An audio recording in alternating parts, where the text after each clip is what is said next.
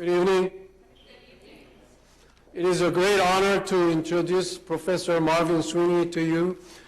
Before I do that, first of all, huge appreciation to our President Jay Rundell and Dean Valerie Bridgman, and also the Theological Commons, including Kathy Dixon and all other leadership people, for their great, gracious hospitality to make this possible.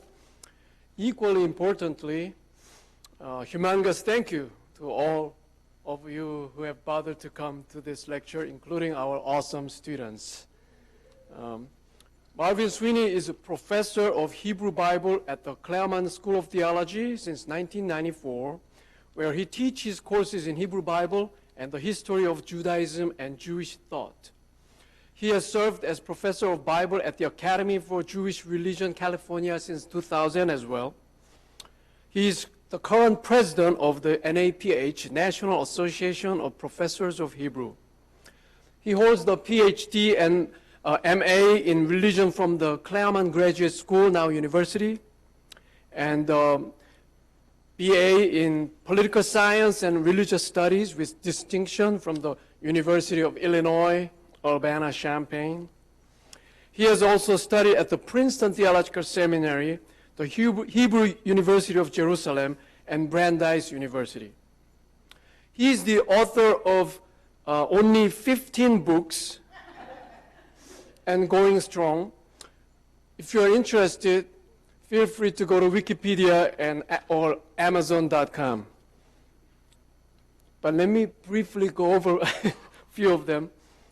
He is a world-renowned Isaiah scholar, but also he has written major commentaries on prophetic literature for Photo, Forms of the Old Testament Literature series, Hemenea series, Brit Olam, and Smith and Helvis, and the introduction book to the Jewish Bible, and King Josiah of Judah, the Lost Messiah of Israel, and 1st, 2nd Kings commentary for Old Testament library series, and reading the Hebrew Bible after the Shoah, where he touches biblical theology, lays the ground. And most recently, 2017, Introduction to the Pentateuch by Abingdon. So almost all the Hebrew Bibles are covered. When he covers the remaining portions of the Hebrew Bible, almost all exegetical and biblical interpretive questions will have been answered. He is currently writing Visionaries and Mystics in Jewish Tradition for Erdmans, and Jeremiah commentary for Illumination series with the reception history focus. Just 2 more books at the same time right now.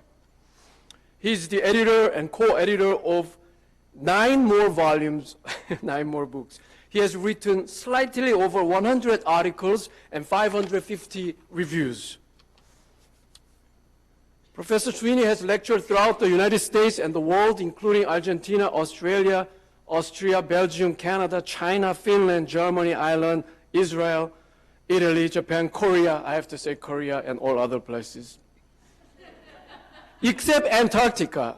So, and today in Columbus, Ohio as well. I wrote the following footnote at the beginning of my article in the Festschrift for Professor Sweeney, released at SBL annual meeting November last year, titled, Partners with God, Theological and Critical Readings of the Bible in honor of Marvin Sweeney. A Claremont legend goes like this. An MDiv student and a PhD student were bragging. The former said, Sweeney treats me like I am the only advisee he has. Then the latter replied, I thought I was the only one he has. Rabbi Alon concluded, it is neither myth nor folktale, but an ongoing historical fact. So we are truly delighted to welcome to MTSO this world-renowned scholar, a genuinely caring mentor, and a down-to-earth, humble human being, just like me, minus world-renowned part, minus genuinely caring part. Today's lecture title is Shabbat, an epistemological principle for holiness, sustainability, justice in the Pentateuch. And it is my great honor and privilege to introduce Professor Marvin Sweeney.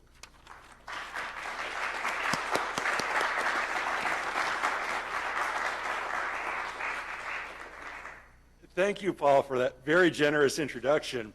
I should point out that Paul and I are doctoral brothers, having shared the same PhD advisor, Rolf Knierim, at Claremont Graduate University. So very good to see my brother here.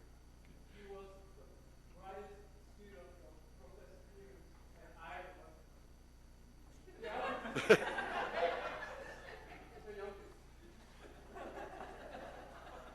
We'll see about brightest. I don't know about that. But thank you.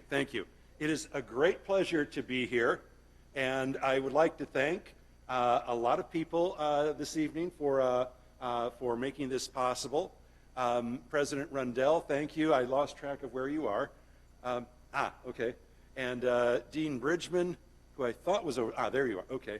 See, I've lost track of everybody, where everybody's sitting now, and I can't see a thing, so what can I say? Anyway, thank you both for making this possible. Also, colleagues here, Professor Paul Kim and Professor John Campen, who I've lost track of now too. Okay, I got to keep looking over here. And also the Theological Commons for their role. This is my first time actually being in Columbus, Ohio, the state of Ohio, despite the fact that I've driven through many times. My first real visit. But I'd also like to acknowledge some other very special friends here this evening. Professor Dr. Bradford Price, old friend of mine from graduate school. Haven't seen you since 1980, I think, somewhere around there. Very good to see you again. And my former college roommate, Mike McNeil, and his wife Susan McNeil, who we shared apartments and lived in the same dorm floors. Haven't seen you since about 1975. If you want to know what I'm really like, he's the one who knows. Anyway, great pleasure to be here this evening, and great pleasure to visit your campus. I am especially impressed by the fact that you know how to take care of this campus, something we could learn about in Claremont. And also, when I arrived last night, Paul pointed out your agricultural fields over by the guest house, and that you're growing your own food here and actually putting into practice ecological justice and considerations and sustainability, which is a good part of what I want to talk about this evening.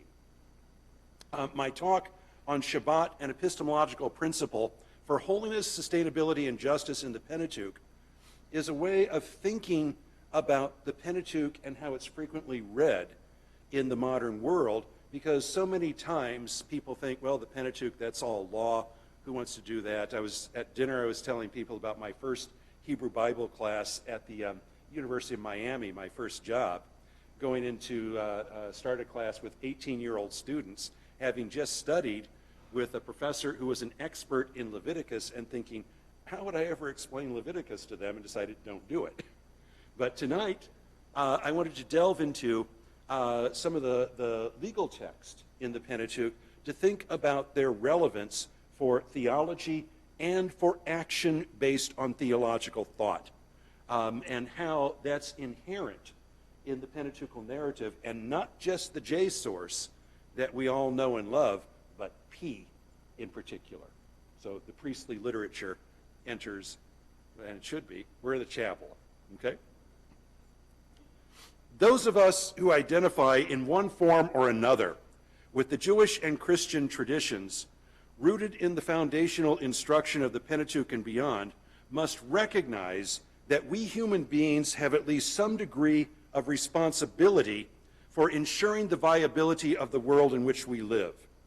Genesis 1, verses 26 to 28, posits that God created human beings on the penultimate day of creation and charged us with responsibility for mastering, quote unquote, the earth and ruling over the fish of the sea, the birds of the sky, and all the living things that creep about on earth as we become fruitful and multiply and fill the earth. And yet, in our own arrogance and conceit, we so frequently forget that we are part of creation itself. As we focus on ourselves as the ultimate masters of creation, to the exclusion of the context of creation as a whole in which we too were created. We forget that our roles as masters and rulers call for responsible action to recognize and ensure the holiness, justice, and sustainability of creation. Our own irresponsibility begins with the ways in which we read Genesis diachronically, by positing that the 7-day process of creation is priestly. Hence, P source comes into play again. And therefore not as worthy of consideration as the purportedly earlier J tradition, which focuses more on human beings in the world of creation rather than upon creation itself. Although some very useful work has been done on J in this regard, contemporary scholarship now questions the early date and even the existence of J. In any case, a focus on J alone gives only a small part of the picture. And I want to help to fill that picture in. To that end, I propose reading the Pentateuch from a synchronic perspective, that is, literary and not exclusively diachronic or historical perspective, which recognizes that the 7-day process of creation points to the holy Shabbat as an epistemological principle that informs creation and the role of human beings within it. I do not intend that a synchronic reading would replace diachronic readings. Rather, I see synchronic and diachronic readings as complementary. I will attempt to demonstrate this contention by examining two fundamental issues. The first issue is the holy nature of creation itself and human responsibility as expressed in Genesis 1:1 to 2 verse 3. The second issue is the laws of the Pentateuch that employ the 7-day Shabbat principle as the basis for governing the agricultural calendar and treatment of the land and for ensuring social justice among the people that live in that land. Treatment of its legal materials will include the covenant code of Exodus chapters 20 to 24 and its supplement in Exodus 34, and in addition, the laws of the tabernacle, offerings, holiness, and other matters in Exodus 25:30, 31, and 35:40, and depending on time, Leviticus, supplemental materials in Numbers, and, if possible, the book of Deuteronomy. I'm going to watch the watch. I know a lot of you are here after a long day, so it's nighttime, and you've got some classes here, so I get it, okay? Genesis 1:1 to 2:3 presents an account of God's 7-day creation of the world that serves as the foundation for the entire Pentateuchal narrative when read synchronically. Indeed, it serves as the foundation for the entire Bible, whether the Bible is understood as the Tanakh, which is the Jewish form of the Bible, or the Old Testament, the first major portion of the Christian form of the Bible. Insofar as the process of creation presented in Genesis 1:1 to 2:3 culminates in the Holy Shabbat, the Shabbat both completes and sanctifies that creation and thereby provides the epistemological basis which defines the character of creation and the means by which life, including human life, functions ideally within it. In order to understand the Shabbat, and for those of you who don't know Hebrew, Shabbat is Sabbath. Okay, so just so you know, the Shabbat as the epistemological foundation of creation, we must consider several dimensions. First is the initial statement of creation in Genesis 1, verses 1 to 2. Until relatively recent times, non-Jewish interpreters have understood these verses to describe a process of creation as creation out of nothing, or in Latin, creatio ex nihilo. Such an understanding holds that God is the supreme creative power in the universe and the beginning point or alpha of creation, which of course entails an omega, or a point at which creation will come to an end. Such an understanding is based on a Christian theological understanding of a creation that will ultimately reach its culmination with the second coming of Christ and thereafter cease to exist as we know it, ushering in a new age of eternal salvation. But such a conception is not supported by the text of Genesis 1, verses 1 to 2. It presupposes a finite understanding of Genesis 1:1. In the beginning, God created the heavens and the earth, followed by a second set of finite statements in Genesis 1:2. And the earth, having just been created, was formless and void, and darkness was over the deep, and the Spirit of God was hovering over the face of the waters. Thus we have a sequence of statements in which the earth is first created out of nothing in verse 1, and then in verse 2 we have a description of the state of the earth following in its initial creation. But such a reading is grammatically impossible based on the traditional form of the Hebrew Masoretic text. As the medieval Jewish Bible exegete, Rabbi Solomon ben Isaac, or Rashi, lived 1040 to 1105 CE, demonstrated nearly 1,000 years ago, the Hebrew term Bereshit, often translated in the beginning, cannot stand as an independent clause. The Hebrew term Reshit is a construct form that must be read in relation to the following term in the sentence, so that Bereshit can only read in the beginning of whatever follows. Thus the statement, Bereshit bara Elohim et hashamayim v'et haaretz, must read in awkward English, in the beginning of the creating of God, of the heavens and the earth, or in better English, when God began to create the heavens and the earth. In such a reading, Genesis 1:1 can only be read as a subordinate clause that requires a following clause to serve as the primary assertion of the sentence. That is, when God began to create the heavens and the earth was formless and void, and darkness was upon the face of the deep, and the wind of God was hovering over the waters. In such a statement, the earth is an unformed pre-existing entity at the outset of God's creation. That is, the earth already existed in an unidentified form prior to God's creation. God's act of creation is not creatio ex nihilo, or creation out of nothing. Rather, it is the shaping and definition of the unformed earth that existed before God's creation commenced. Indeed, the traditional reading that presents the notion of creatio ex nihilo is derived from the Greek Septuagint reading of the text, en arche epoesen hotheos ton uranon kai tingen. In the beginning, God created the heavens and the earth, as an interpretive reading of the Hebrew influenced by Hellenistic notions of creation circulating in the Egyptian Jewish community during the 3rd and 2nd centuries BCE. To read that, the Hebrew text would have to say Bereshonah. It can't say Bereshit. Okay? Such a difference in interpretative perspective is not simply an exercise in semantics, although it involves that too. Instead, it points to a divine model for human action in the world.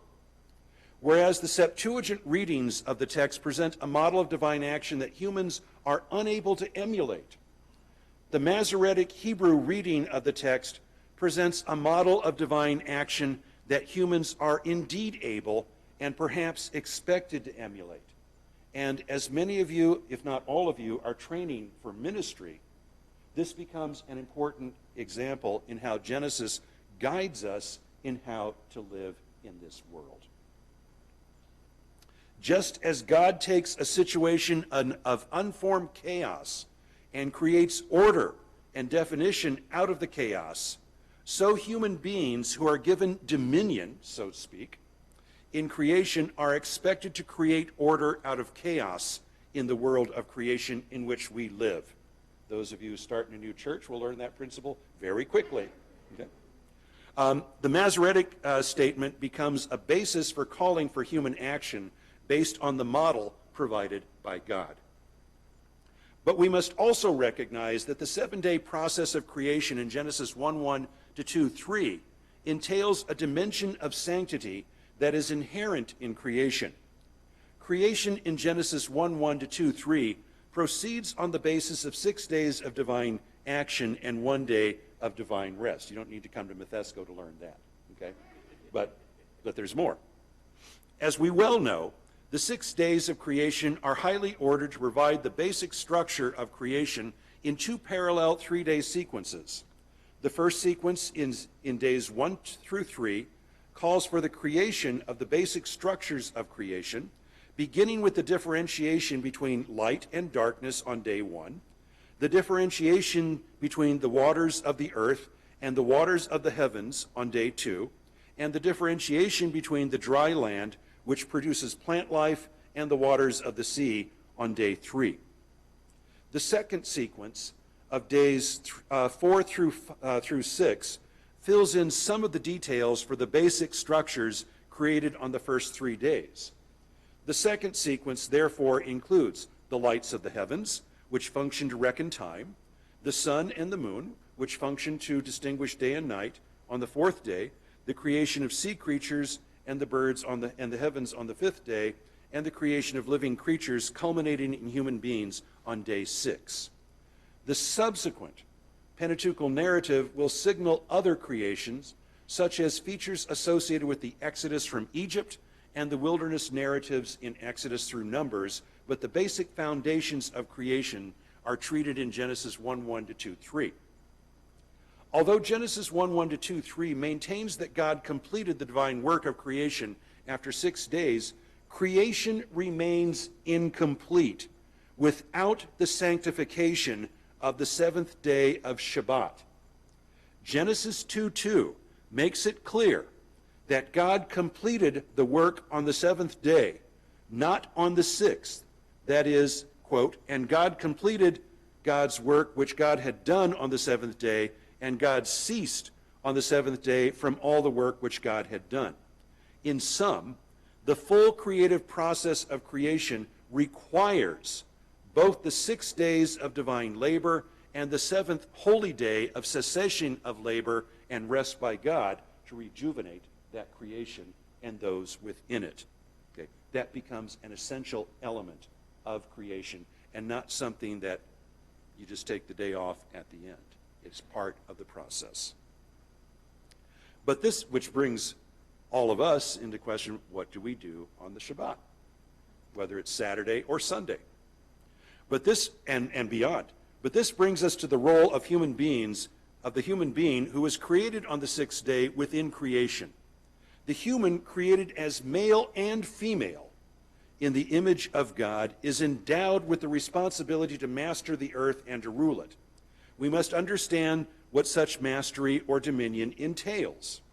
The usual interpretation of the Hebrew words used for mastery, Hebrew vikishuha, and master it, and dominion, Hebrew uredu, and rule it, generally envisions something akin to total domination, at least how these words are read. In the case of the Hebrew root kavash, the Hebrew and Aramaic lexicon of the Old Testament defines it as to subjugate in reference to nations and slaves, and to violate in reference to women. I'm betting men wrote that dictionary entry. In the case of the Hebrew root radah, halot, the dictionary, defines it as to tread in reference to a winepress and as to rule with the associated meaning of oppression in reference to the earth, nations, people, etc. Again, we know who wrote that. Such understandings have suggested to interpreters that human beings are given virtually unlimited dominion over the earth and its creatures that would constitute unrestrained, autocratic, and oppressive rule. But a basic principle of power politics holds, and as Paul indicated, I'm a political science major. A basic principle of power politics holds that such autocratic rule is impossible without the consent of the governed. Such consent might be gained through force, but in the long run, such models of force rule prove to be unviable. Ask the Soviet Union about that one. And there may be other questions to ask in the contemporary world. Rather, effective dominion is best gained by demonstrating to those ruled that they have something to gain from the leadership of those in power. In short, effective rule entails a sense of responsibility on the part of those in power to demonstrate to those ruled that they will benefit from the actions of their rulers. Such a model applies to the statements in Genesis 1, verses 26 to 28, that humans are given dominion and rule over the earth and its creatures. The dominion and rule granted by God to humans in Genesis entails that we will exercise appropriate responsibility in exercising that power. Insofar as God creates the world according to a not 6, but 7-day pattern that culminates in the Holy Shabbat, human dominion entails responsibility for ensuring the holiness of creation as the foundation for its viability or sustainability. And that means Shabbat applies to the natural world, animals, plant life, all of creation. Okay? Read Jonah and the things that are said about the animals also engaging in repentance. But what does this mean? For one, Shabbat calls for a day of rest for all creation so that creation might rejuvenate itself and thereby better ensure its viability or sustainability. Such a principle of rejuvenation applies to land, animals, and human beings in the world of creation, but it is not limited to simple rest and rejuvenation. The so-called Holiness Code in Leviticus 17 to 25, or 26, indicates holiness also entails a combination of moral and ritual principles, such as the proper treatment of blood, appropriate marriage and sexual relations, appropriate ownership and care for land, proper observance of sacred times and offerings, proper actions by the priesthood, proper treatment of the elderly, and much more. In short, the use of Shabbat as an epistemological principle in creation signals an entire code of conduct that is incumbent upon human beings to ensure their proper, holy, just, and sustainable life in the land that God grants to them. And those of you who might be worried about that comment about sexual relations, my gay students have informed me that it only refers to specific acts. It does not negate gay identity. Okay? Finally, we must also consider the placement of the P account of creation in Genesis 1:1 to 2:3, immediately prior to the J account of creation in Genesis 2:4 to 4:26. Under the influence of source criticism and the self-contained character of each narrative, we have been accustomed to read these narratives diachronically and independently of each other. But the more recent recognition of intertextual reading strategies demands that we consider the synchronic literary context in which a narrative appears. In this case, Genesis 1:1 to 2:3 sets the terms by which Genesis 2:4 to 4:26 is read, and Genesis 2:4 to 4:26, Adam and Eve narratives, draws out the meaning and implications of Genesis 1:1 to 2:3. To be brief, Genesis 1:1 to 2:3 sets the basic holy structure of creation and the place, role, and responsibility of human beings within it. Genesis 2:4 to 4:26 then examines the character of human beings within that creation, and it points to problems, for example, human companionship, knowledge, the capacity for wrongdoing, and human mortality that must also be addressed. The two complement each other. They don't work in opposition to each other, as many scholars so frequently claim. We have two creation stories. Well, we do, but they work together. Okay? And I'll probably have to cut some of this short, so let me just focus on what I consider some of the more important points, because I'm looking at my watch, and I know you guys have had a long day. Okay, so law, all right? I was a pre-law major. The covenant code in Exodus 20 to 24 and its supplement in Exodus 34 is part of the larger narrative concerning the revelation at Mount Sinai in Exodus 19 through Numbers 10. Some recent studies have argued that the covenant code must date to the Babylonian period due to its well-demonstrated dependence on both the casuistic formulation and the legal substance of Hammurabi's law code. But such studies overlook Israel's relationship with the Neo-Assyrian Empire from the late 9th century BCE and Assyrian dependence on Hammurabi's law code for its own legal text. The covenant code includes apodictic, that is command and prohibition, legal forms that are dependent on analogous forms that appear throughout Neo-Assyrian suzerain vassal treaty text. Albrecht Alt was wrong. It doesn't come from tribal groups. It comes from vassal treaties where the Assyrians said, you shall not do that, and if one of my enemies runs through your kingdom, you shall pick him up, arrest him, and turn him over to me. Okay, those sorts of apodictic statements.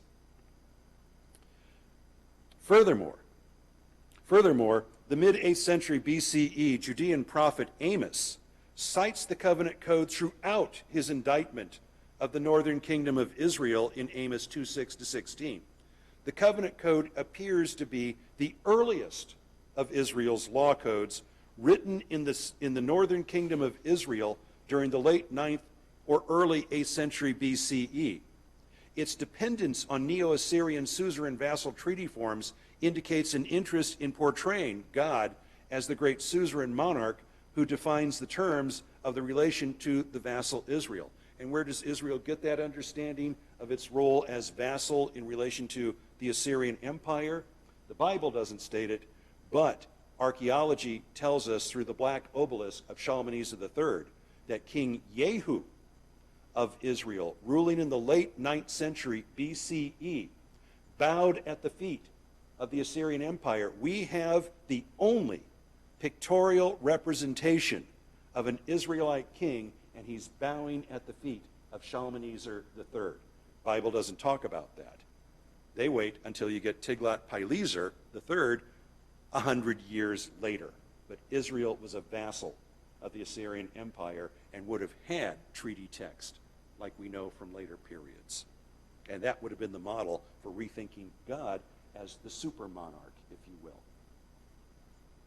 The covenant code begins in Exodus 20, 2 to 14 with a version of the Ten Commandments. Although some consider the Ten Commandments to be a form of ancient Israelite law, the commandments cannot function as such insofar as they do not include any form of legal adjudication or resolution for the various problems they address. Insofar as they include a combination of commands and prohibitions, the Ten Commandments function as a statement of moral and religious principles in law that inform the laws found within the following law collection. We may note, however, that the Shabbat appears in Exodus 20, verses 8 to 11, which commands Israel to remember the Shabbat day to sanctify it, and specifies this command by calling for the people of Israel, their children, their servants, their cattle, and resident aliens in their midst to rest on the seventh day. Rejuvenation and holiness, folks. The text justifies this command by noting that God created the heavens, earth, sea, and everything in them in 6 days of labor, and then blessed and sanctified the seventh day as a day of rest. Although some point out that this is a P text, Hosea, 8th century prophet, folks, cites, we heard about him today in this chapel, Pastor Simpson. Hosea cites the Ten Commandments in Hosea 4, Jeremiah cites them in Jeremiah 7, and Isaiah notes the Shabbat in Isaiah 1, verses 10 to 17. As part of the Ten Commandments, the command to remember the Shabbat day and the basic instructions concerning its observance and justification constitute a basic principle of the Israelite legal system. The first instance of the application of the Shabbat principle to a case in Israelite law is the slave law in Exodus 21, 2 through 11. This is not slavery as we know it from pre-Civil War America. look in your wallets or your purses or wherever you keep your MasterCard, your Visa, American Express, and if you have one, you are part of that slave system. It is debt slavery. Okay, you'll read your statement every month, and you'll realize, aha, I have some obligations. This law stipulates that a man who becomes a slave may serve for a maximum of 6 years, but must be freed in the 7th year. Okay, unless he goes through a formal procedure to declare himself a slave for life. When he goes free, he receives no payment from his master.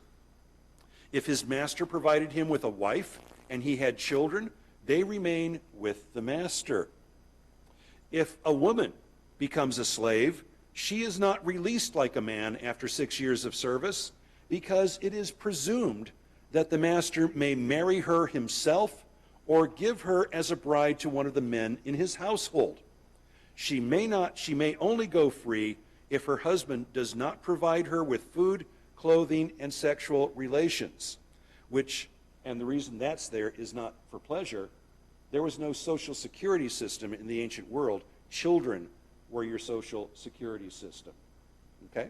So if you have children, there's somebody to support you. That's why the sexual relations are included, which ensures that she will have children who will care for her in her old age.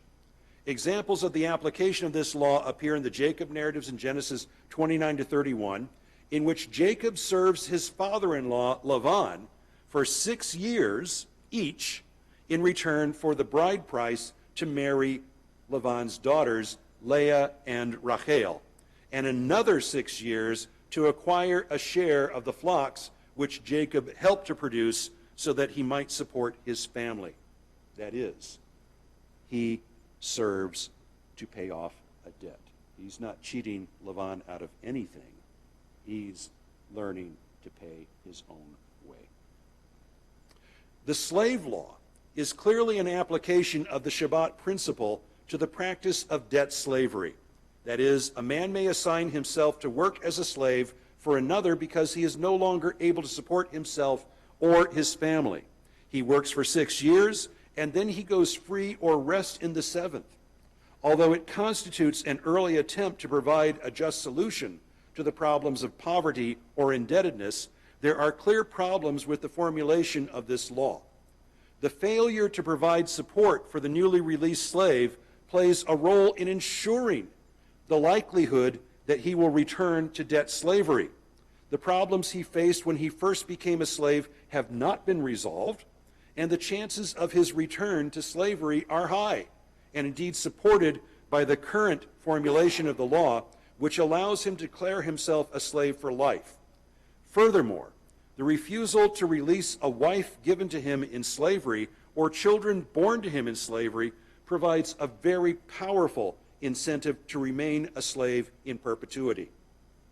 The refusal to release a woman sold into slavery may provide even greater incentive to avoid slavery, but nevertheless, it does nothing to resolve the problem of poverty that motivates consideration of slavery in the first place. Even if the woman is released from slavery due to the negligence of her husband, she faces a life of poverty, lack of support, and little likelihood that she will ever find another husband apart from slavery. And so that calls, what do you do when you've got a law like this? We have a Supreme Court.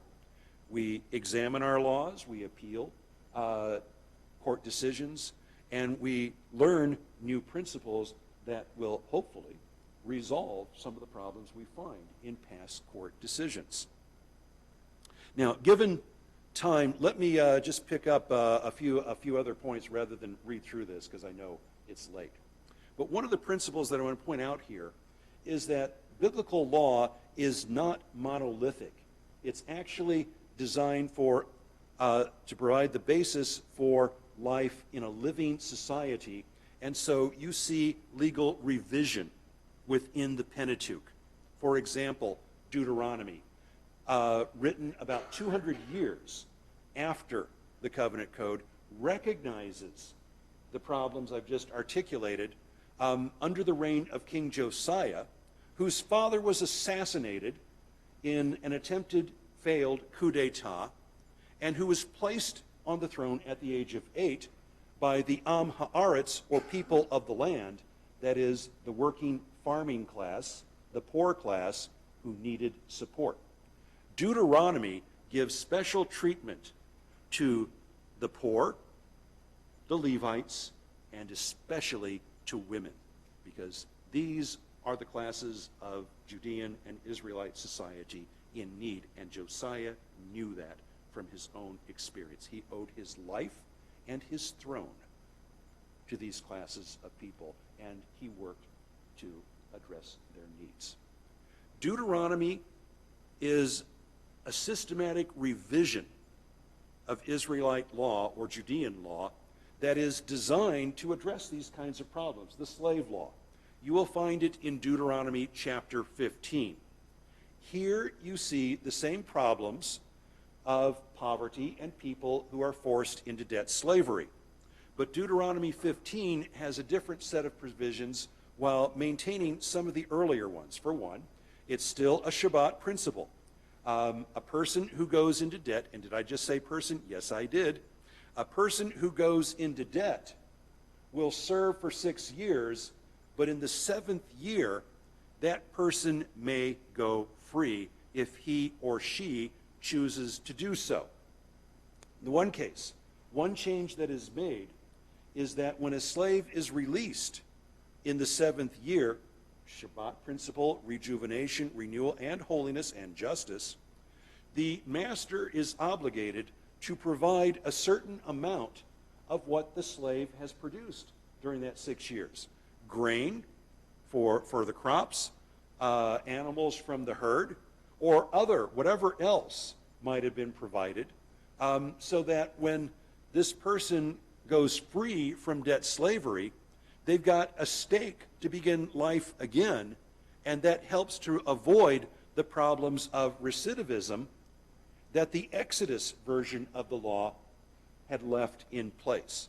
This time, the poor slave has a chance to get out of a cycle of poverty by being provided with the means to start over again and maybe have a chance this time around. And secondly, women are released on the same principles as men. So that eliminates for the man the possibility that his wife and children might be retained in slavery.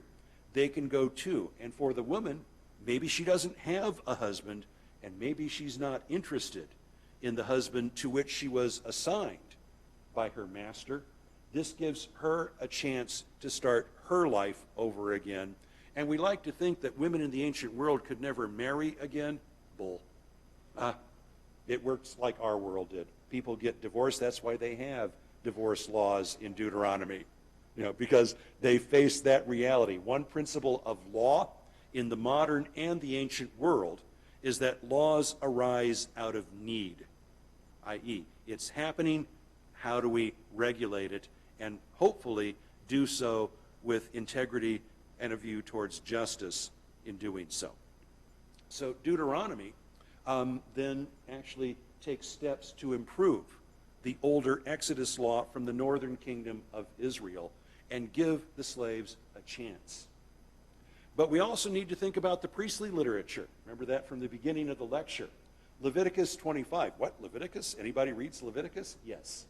Because Leviticus also stands for justice in conjunction with holiness. Leviticus 25 deals with the issue of poverty and justice by employing the Shabbat principle that I've noted before. Leviticus 25 calls for a Jubilee year. That is, after 49 weeks of years, or 7 weeks of years, which means 7 7-year cycles, there is a 50th year, which is a Jubilee year. And the issues that this Jubilee year addresses grow out of the situation of poverty and slavery. It is a system which presupposes that land is assigned to people for the duration of eternity. There is an eternal covenant in Leviticus. And part of what they do, they recognize that people will be forced to basically lease their land, if you will, or turned their land over to somebody else because they've run out of whatever resources they need. They need help.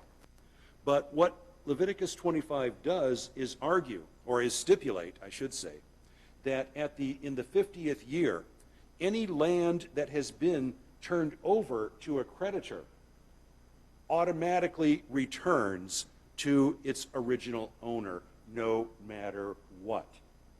And that becomes one other example of the Shabbat epistemological principle in Israelite Judean law, in which the Shabbat plays a role in attempting to address questions of poverty, sustainability, holiness, and justice in ancient Israelite Judean society. So, should we read priestly literature in the Pentateuch? Yes, we should.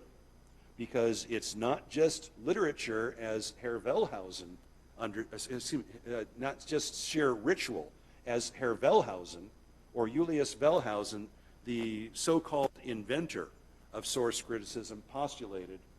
It is literature that not only edits and forms the final synchronic form of the Pentateuch, but it is literature that also has principles, ethical principles of morality, principles of justice, sustainability, and holiness all rolled up into one in stipulating how ancient Judean and Israelite society should conduct itself in order to attain the ideals that God expects from we human beings as partners with God in creation to oversee responsibly the world in which we live, the world of creation in which we live, to ensure that it's a world that we can hand on to future generations. Thank you very much.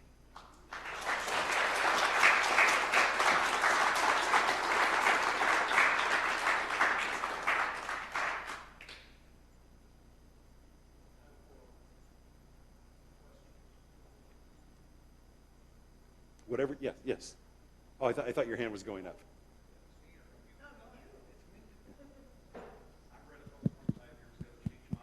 Uh-huh. Yep. I love that book so much. I wish Christians could get their hands on that book much more, because all what we were talking about, if you look at that, he's suggesting. Can't hear me. Sorry about that. There's a Jewish gentleman named John Levinson who teaches at Harvard now. I got to meet him a couple years ago at Duquesne University in Pittsburgh, heard him speak. He's written a number of books. He's one of my heroes. I love him. He's great. Tells great jokes, too. But he wrote a book called Creation and the Persistence of Evil, talking about creation not being from nothing, but that there is this chaos and that God has to hold it back in order for creation to take place. And there's this idea that follows through the book that Jewish people, at least, are supposed to see themselves as junior partners in creation, and we should see ourselves that way too. Instead of God will do everything, you know, we are supposed to be helpers, and the reason we keep the Sabbath is to help hold the world together. And I just think that's such a wonderful thing, and I was thinking of that as you were speaking, and glad that you said the things you said. I quite agree. In fact, Levinson's work on creation and the persistence of evil, and many of his other works, particularly his Sinai and Zion, were very influential to me in thinking through the thesis of this particular presentation. I have admired Levinson's work greatly and learned even more from reading it, as well as later works on resurrection, Esther, and other issues as well. So, but yes, it made me rethink creation too. If there's time at the end, I'll tell the joke quickly that he told in front of 350 Roman Catholics that Duquesne the slave place. I can only imagine. Yeah, others?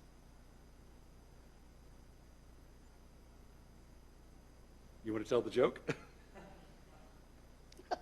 Levinson, crazy Jewish scholar, is in front of 350 Roman Catholics, Duquesne University, Pittsburgh, talking about growing up. He's a Pittsburgh Pirates fan from Wheeling, West Virginia, is where he's raised. Big Pirates fan, baseball fan. Says the Jewish man gets on the bus in Pittsburgh, and he sees a Catholic priest. And the guy walks up to him and he says, Jewish man says, "Hey buddy, you get your shirt on backwards."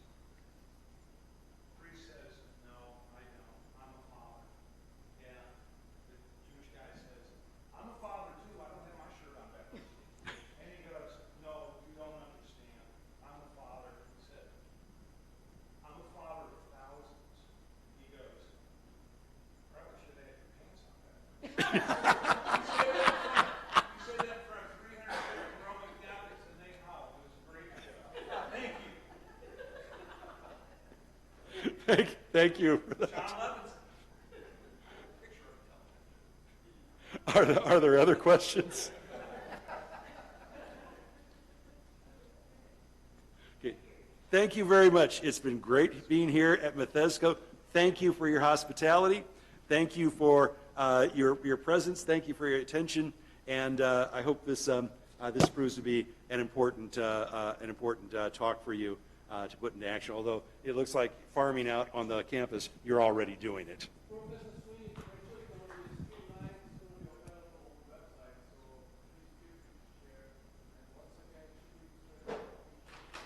Thank you. Thank you.